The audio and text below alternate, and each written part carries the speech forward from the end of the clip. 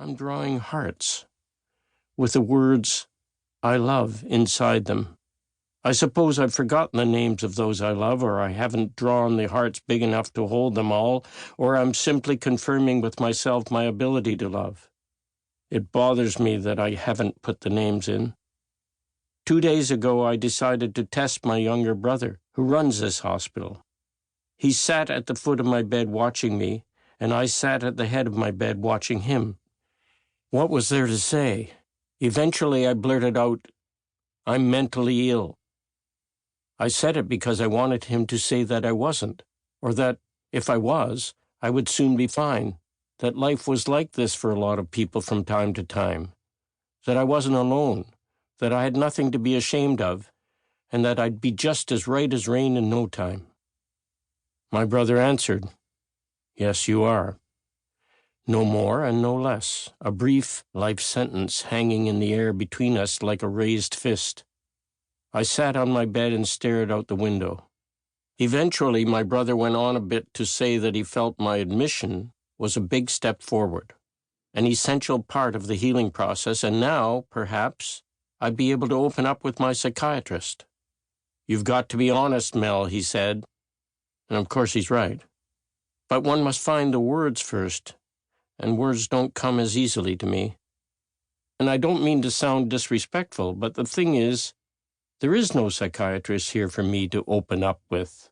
I would like to ask my brother when and if I'll see one, but I can't find the right words to do that either, and I'm ashamed besides. Rather, we spend our time staring at one another, and the days go by. Reg told me that he has a difficult choice to make. That is, whether to treat me as a brother would, or as a regional health authority CEO would. And he has chosen brother, which means he comes to visit but doesn't interfere with my hospital care. I guess that makes sense. It sounds nice. But I would have preferred it had he chosen CEO because, after all, I do have a family, and what I need, at least according to Reg, is a shrink to be honest with, and I could use a plug from him, an endorsement rather. And so, perhaps he could produce one for me, because I think I would like to get some help. I mean, it's wonderful that he's being brotherly, but it raises the question then of who's in charge of me here. In the meantime, I've decided to write a few things down, things about myself, my life, etc., so that when my time comes to open up, if it should, I'll have a bit of an idea of what to say. Bethesda Hospital, Steinbach, Manitoba.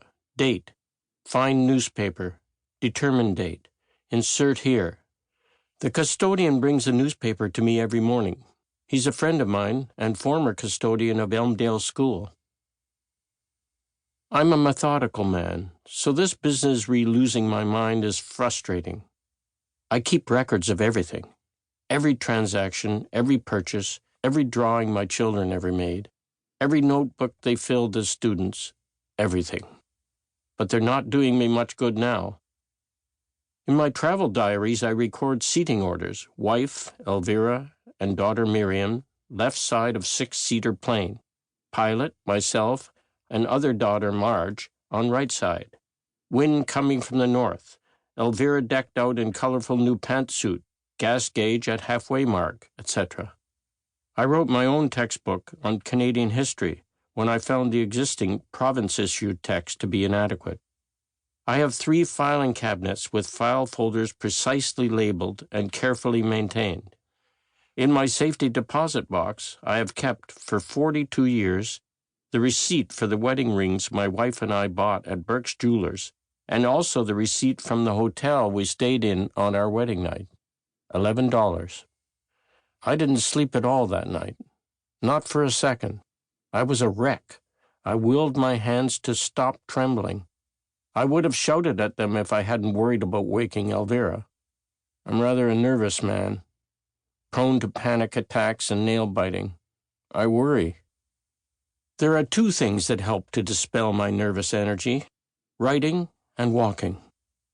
Once, years ago, I stopped walking and lay down in my bed for several months. Once, very recently, I went for a walk and ended up in a town 20 miles away. When I say writing...